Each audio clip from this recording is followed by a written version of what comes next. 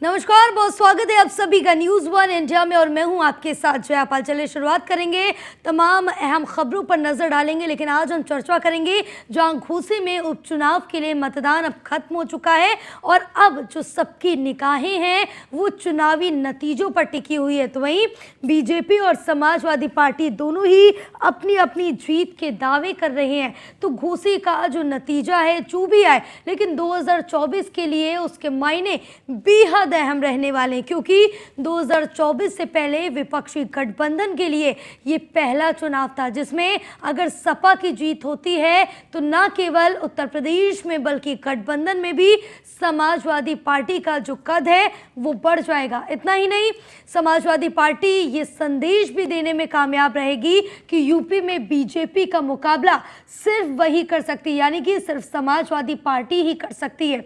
वहीं अगर बीजेपी की जीत होती है तो बीजेपी ये संदेश देने में कामयाब रहेगी कि विपक्ष चाहे जितना भी गठबंधन बना ले, लेकिन उसे रोक पाना नामुमकिन है। इतना ही नहीं, इस नतीजे से दारा सिंह चौहान और ओपी राजभर का सियासी कद भी तय हो जाएगा कि उनको क्या कुछ कद रहने वाला है, और अगर दारा सिंह चौहान जीत गए तो उनका मंत्री बनना भी तय है। कुल मिलाकर घोसी उपचुनाव का नतीजा 2024 के लिए एक बड़ा संदेश देगा और ये तय है कि आपको बता दें कि क्या कुछ होगा 2024 का, वो इस चुनाव के नतीजे के बाद कुछ कुछ नजर आने लगेगा। क्योंकि चुनाव भले ही छोटा हो, लेकिन जिस तरह से सियासी आजमाइश शुरू हो गई है उससे ये साफ है कि किसी भी खेमे ने चुनाव को हल्के में नहीं लिया और पूरी जान लगा दी इस चुनाव में। अब सवाल ये बड़ा है कि क्या घोसी का नतीजा 2024 के लिए रणनीति की पटकथा लिखने का बड़ा जरिया बनेगा? क्या घोसी की सीट वो कसौटी बनेगी जिसके नतीजे पर एनडीए बनाम इंडिया के दमखम की परख होगी? तो कुल मिलाकर घोसी के चुनाव भले ही लोकल हो, लेकिन इसका असर नेशनल होना तय है। साथ ही एक बड़े पैनल के साथ हम चर्चा करेंगे और इसके बारे में और ज़्यादा जानकारी लेंगे और ये भी जानेंगे कि घोसी के जो नतीजे हैं, तो आपको बताते चले जहां घोसी के जो नतीजे 2024 का क्या संदेश देते हैं। दोनों के लिए घोसी का नतीजा अहम है। एनडीए की जीत से एनडीए का 2024 की तैयारियों में जोश आई होगा। एनडीए चुनावी तैयारियों में घोसी की चुनावी तैयारियों की कॉपी करेगा, तो वही इंडिया की जीत से संगठन पूरे देश में एक मैसेज देगा। इंडिया सरकार के खिलाफ नतीजे को पेश करेगा और इंडिया संगठन की प्रमुख सहयोगी सपा ज्यादा सीट लेने को लेकर प्रेशर बना सकती है। तो वहीं घोसी का नतीजा लोकल होने के बावजूद भी जो इसका असर होगा वो नेशनल देखने को मिलेगा। जो इसका असर अन्य गठबंधन पर पड़ेगा वो भी एक बड़े स्तर पर पड़ता हुआ नजर आएगा।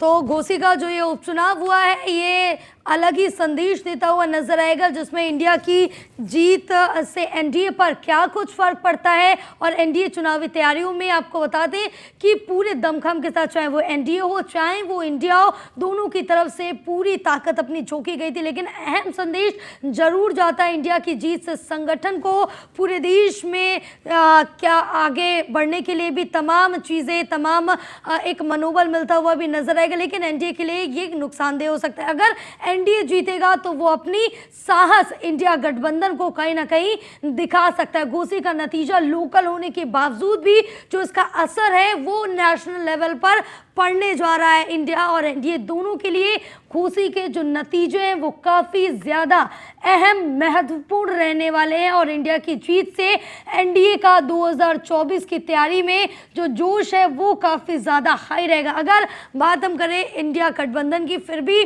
समाजवादी पार्टी में घोसी में अगर कुछ कम मतों से भी जीत हासिल की या फिर पीछे रह गई, उस हिसाब से एनडीए की तरफ से पूरी तैयारी 2024 में रहेगी।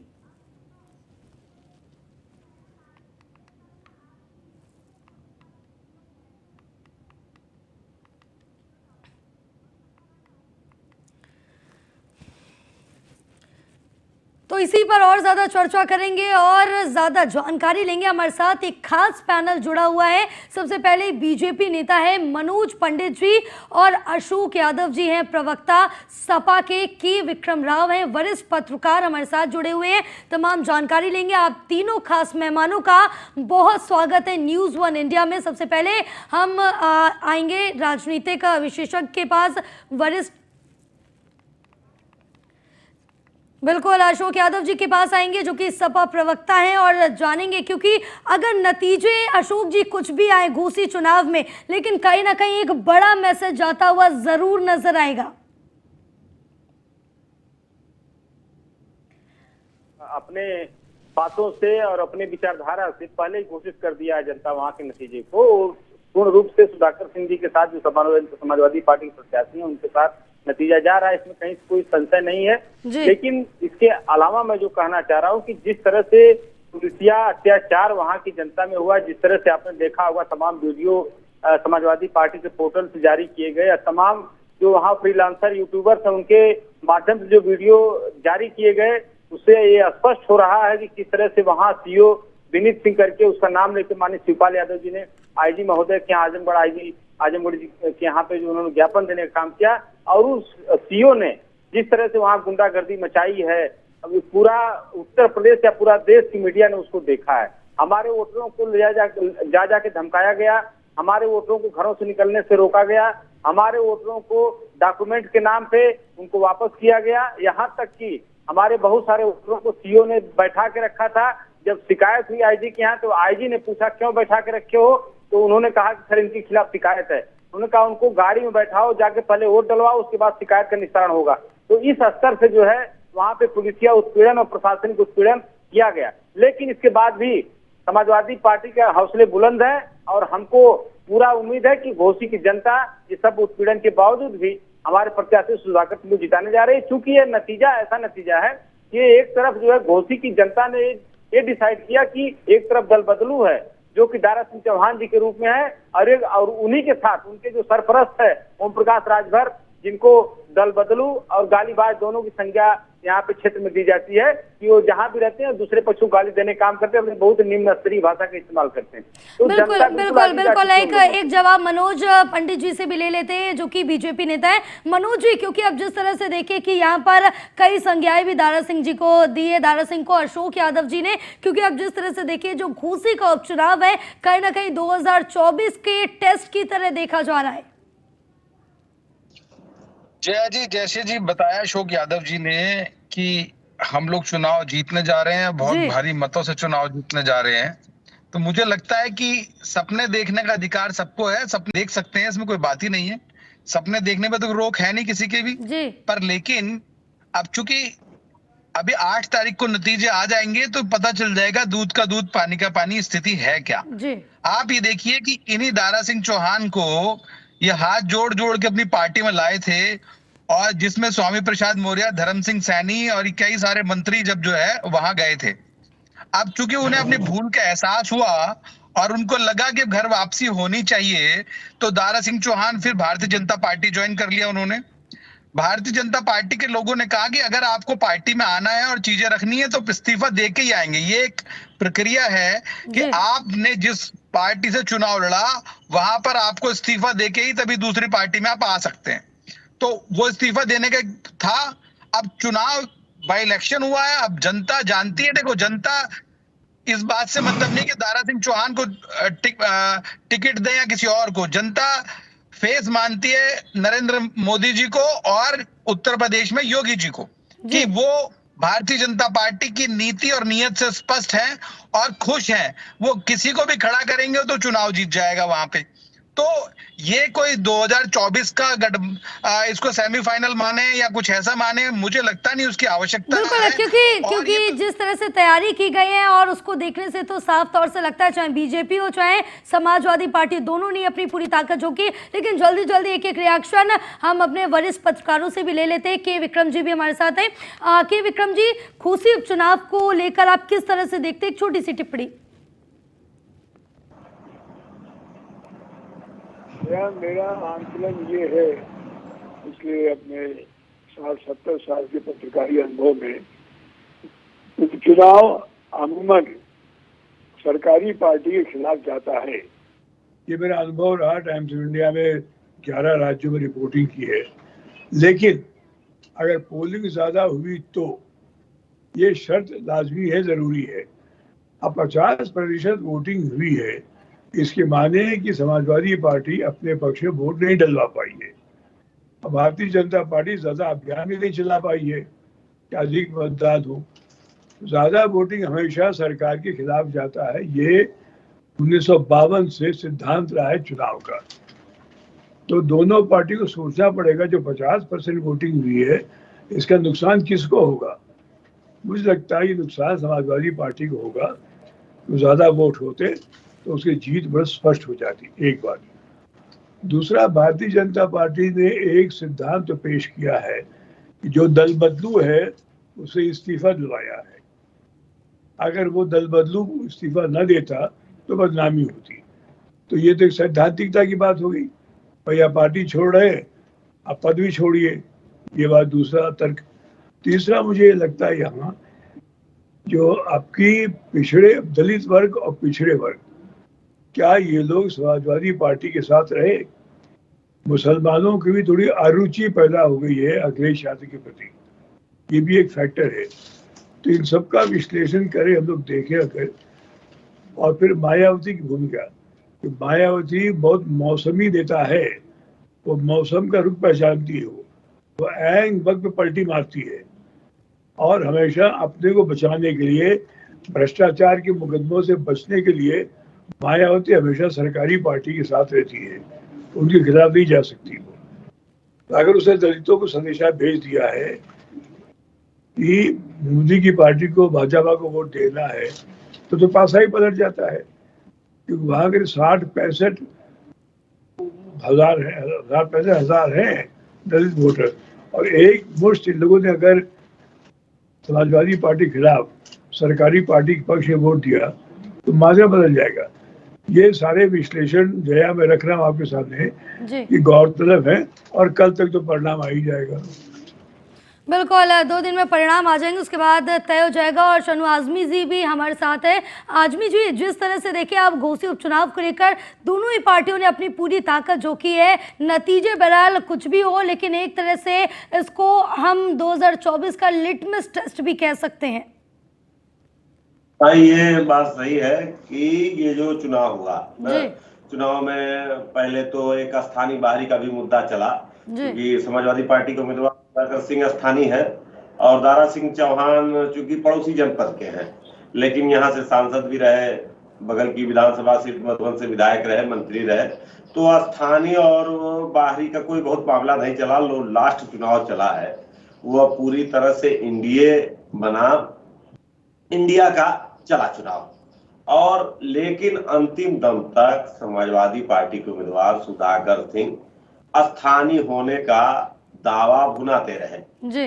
दारा सिंह चौहान जुड़े और भारतीय जनता पार्टी से जुड़े लोगों का जो ये दावा था कि ये सरकार 3.5 साल अभी चलेगी और दारा सिंह चौहान जीतेंगे तो मंत्री होंगे तो क्षेत्र का बड़ा विकास हो जाएगा, जबकि इन बातों में कोई लॉजिक नहीं नजर आई। क्योंकि घोसी से सटी एक विधानसभा रसड़ा है, रसड़ा से तीसरी बार विधायक हैं बहुजन समाज पार्टी के एकमात्र विधायक हैं उमाशंकर सिंह जी, और 3 बार से वो विधायक हुए हैं और तीनों बार से बहुजन समाज पार्टी की सरकार नहीं है। लेकिन मुझे लगता है कि अगल बगल जो भी अब कई जनपद देखते हैं और खासतौर से रसड़ा विधानसभा में जो विकास हुआ है वो विकास अगल बगल की किसी विधानसभा में उतना नहीं दिखता है। इस लॉजिक में कोई दम नहीं रहा है। हाँ, एक चीज नजर आई है कि 3 तारीख को चुनाव प्रचार समाप्त होने के बाद प्रशासन के लोगों द्वारा एक इस तरह का माहौल बनाया गया जिससे कुछ वोटर डरे। उनका एक विशेष समुदाय पर था जो समाजवादी पार्टी के पक्ष में जाने की बात करते हैं लोग, वो जाता भी है, तो डराने की बात कही। और पोलिंग के दिन यानी 5 सितंबर को वोट पड़ने के टाइम भी उनका जो लगा, लेकिन लोगों ने बढ़ चढ़ के वोट में हिस्सा लिया। और इस तरह मतलब वोट जो है दोनों तरफ बड़े तेज पड़े हैं। अगर एक बड़ा फैक्टर है उसमें 2 वोटों का, एक दलित बहुजन समाज पार्टी का जो कोर वोट हुआ करता था, दलित वोट, और एक सवर्ण वोटों में यहाँ अच्छी खासी संख्या है भूमिहार मतों की। जी। भूमिहार मतों क्या भी नहीं खुला हुआ वोट नजर आ पाया कि किधर गए हैं ज्यादा। दलित मतदाताओं की भी स्थिति वापों की लगी है, लेकिन कुछ राजनीतिक जानकारों का मानना है कि दलित मतदाताओं का लगभग 60 से 70% झुकाव समाजवादी पार्टी के पक्ष में गया है। भूमिहारों को भी लोग कह रहे हैं कि 50-50 हुआ, चूंकि राजू राय बड़े नेता हैं और पूरी तरह से जिले में बैठ के कमान संभाले थे। अगर हमें लगता है कि वो भूमिहार मतदाता और दलित मतदाता अगर 50% से ऊपर समाजवादी पार्टी के खेमे में जाते हैं तो समाजवादी पार्टी की सीट यहाँ से निकल सकती है। बिल्कुल, कहीं ना कहीं एक दलित जो वोट बैंक है कहीं ना कहीं ये बहुत ही ज़्यादा महत्वपूर्ण रखता है घोसी में। लेकिन अशोक जी, इससे पहले भी आपने एक चीज़ बोली थी कि जिस तरह से दारा सिंह चौहान जब बीजेपी में शामिल हो गए, क्योंकि बीजेपी से भी वो समाजवादी पार्टी में आए थे और वापस वो बीजेपी में चले गए, लेकिन इस बीच आपने ये बोला कि वो भगोड़े दल बदरू है। लेकिन उस समय आपने नहीं बोला था जब वो सपा में वापस आए थे और घोसी का ये चुनाव जीता था। अब जब उन्होंने इस्तीफा दे दिया, दोबारा बीजेपी में शामिल हो गए, तो इस तरह के बयान सामने आते हैं। देखिए जया जी,